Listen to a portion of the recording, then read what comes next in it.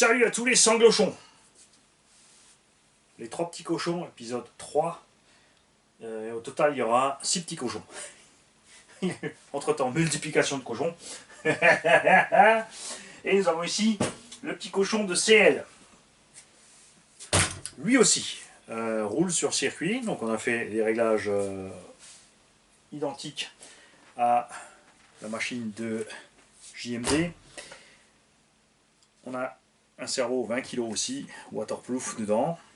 Lui aussi a sa propre radio, donc même sentence, tu ouvres ta boîte radio, tu installes ton récepteur, tu fais le neutre de ton vario, tu check la position de la barre de la Karman par rapport à la corne, tout ça, si tout était bon. J'ai fait un réglage préliminaire aussi sur une Spectrum, je ne sais plus tout à fait ce que tu as comme radio. Tous les 3 d'ailleurs sont équipés de XT90 à leur demande. Moteur 40 par 74 1800 kV parce que il va rouler 4 et je pense qu'il va attaquer le 6S. Ça va pas tarder avec tonton. Avec un Quick Run 150. Donc cut-off réglé à 3-4, sens de marche normalement c'est dans le bon sens, tu verras quand tu mettras ta radio. Là c'est pas capteur ni rien, donc tu inverseras tout simplement 2 broches. Si ça part pas dans le bon sens, ça s'arrête là. Niveau hauteur de caisse, tu peux monter si tu veux rouler ailleurs que sur le circuit, puisque tonton il roule circuit et ailleurs, donc c'est pas un problème. Tu peux tout simplement en décalant ici la hauteur de la tête de la moto, monter ta garde au sol.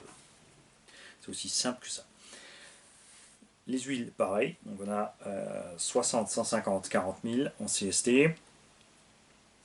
Et c'est toi qui va nous servir de petit cochon d'essai pour ce 1800 kV, qui est un moteur assez marche. Je n'ai entendu que des bonnes choses de la part des gens, des Chinois que je connais qui en ont monté, et aussi de quelques anglophones et autres, parce que la chaîne marche un peu dans tous les pays, donc j'ai pas mal de retours intéressants à certaines personnes avec qui je discute, parce que ça me sert aussi à parfaire ma communication en anglais et en allemand, évidemment. Et ils sont tous super méga contents de ces moteurs, donc c'est toi qui vas nous dire ça. Ces moteurs ont des aimants absolument colossaux. Tu vois, regarde. Ça aussi d'ailleurs, à ce sujet-là, il y a plein de gens qui me disent « Ouais, le moteur il bloque, ça fait clac-clac quand je pousse la voiture. » C'est normal puisque c'est toi qui via la couronne entraîne le moteur, et alors que normalement il est pensé de l'autre sens, c'est le moteur qui entraîne le reste. Et tu verras, donc tu as un peu plus de frein moteur que les autres. Et tu nous diras ce que ça donne. La consommation de ces moteurs sur le papier est plus que raisonnable, elle est inférieure d'ailleurs au standard dans cette taille-là et de cette gamme-là.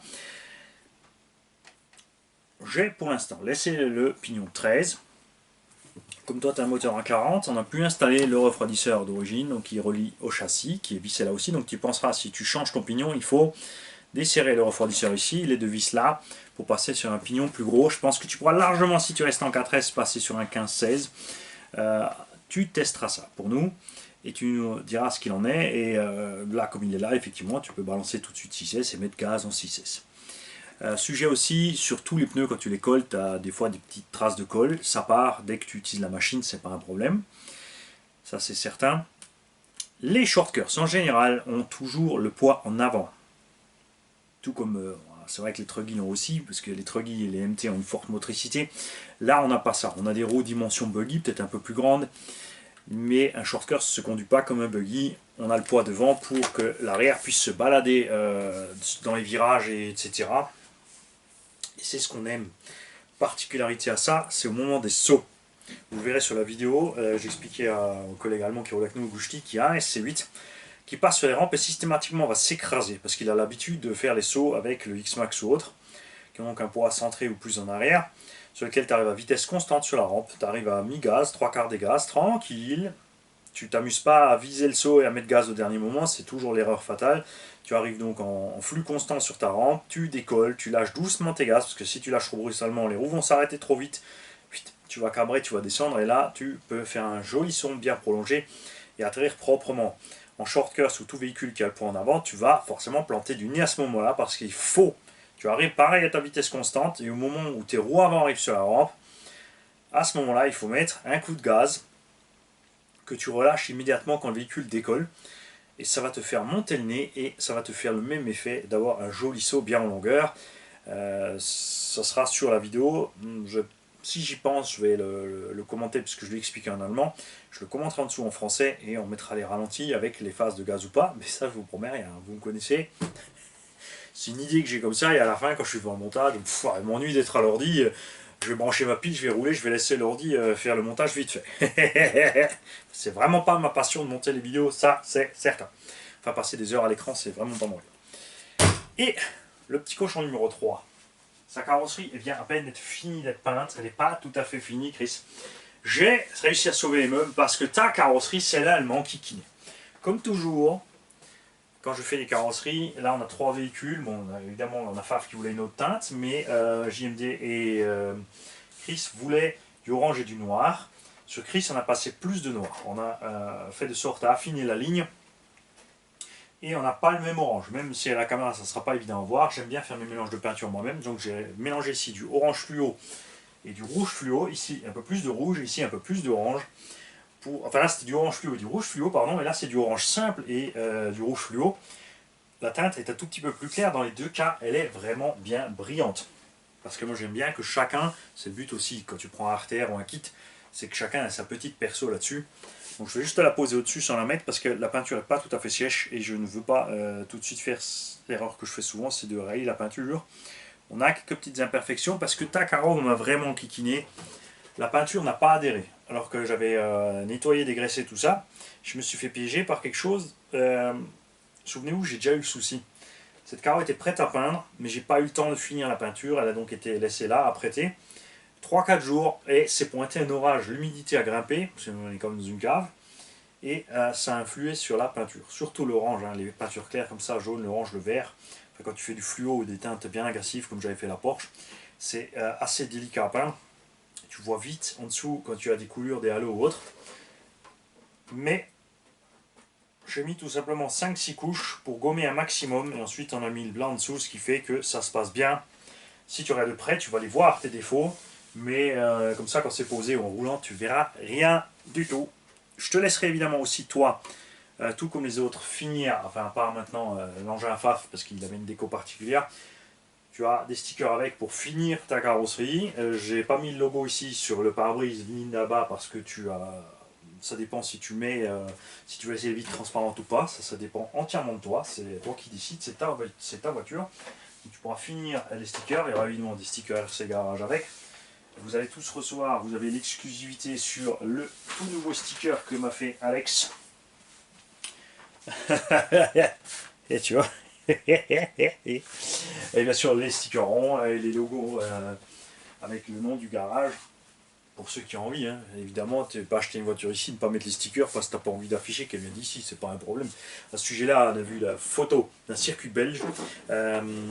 J'ai oublié, je crois que c'est dans une des vidéos de Nabo. Je m'en souviens toujours parce que c'est vraiment funky. On a un circuit en Belgique où sur le pont qui traverse le circuit, il y a écrit I love Mani. C'est génial. Il a dû en énerver plus d'un avec ça.